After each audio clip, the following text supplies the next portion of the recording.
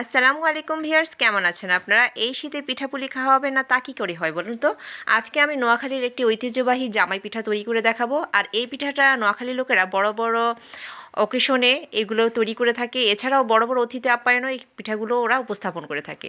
দেখুন, খুবই সুস্বাদু। প্রথমেই লাগছে নারিকেল কোড়া। এই নারিকেল কোড়াটাকে বেশ কিছু পরিমাণে চিনি দিয়ে, শুধুমাত্র লবঙ্গ এবং দারচিনি দিয়ে, কোনো এলাচ দিব না, এইভাবে পুরটা করে নিলাম।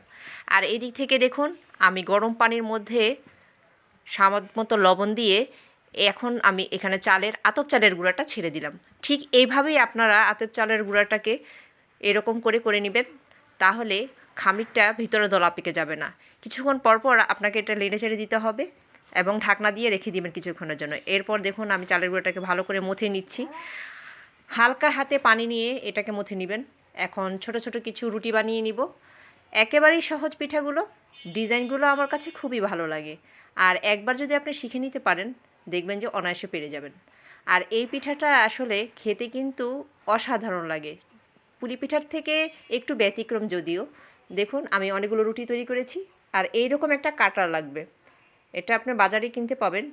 দেখুন কিভাবে করে নিচ্ছি। প্রথমে একটি স্টারের মতো কিংবা সূর্যের মতন এরকম একটা পিঠা তৈরি করে দেখাবো। এই যে দেখুন, ঠিক এভাবে চারো সাইডে টিপে টিপে এভাবে লক করে দিতে হবে। এবং আপনি ডিজাইনটা দেখলেই, একবার দেখলে আপনারা করে নিতে পারবেন। দেখিয়ে দিচ্ছি আমি খুব সহজেই।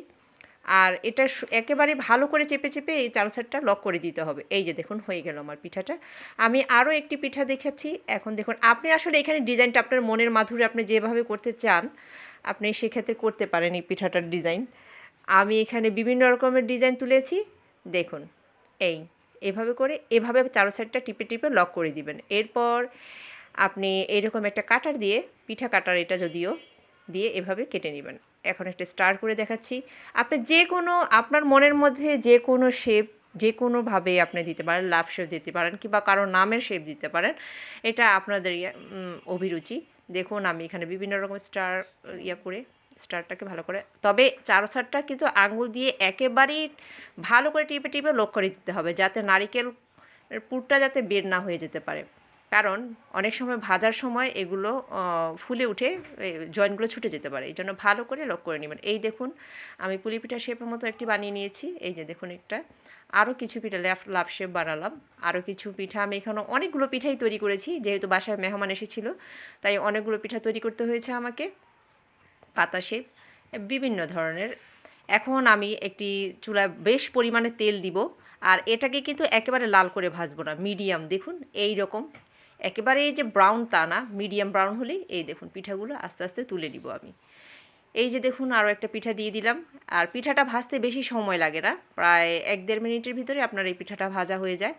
আর তেলটা মিডিয়াম আঁচে রাখতে হয়। এই যে দেখুন, ঠিক যখন এই কালারটা আসবে তখন খেতে এতটা সফট, বাসায় ট্রাই করবেন। ধন্যবাদ।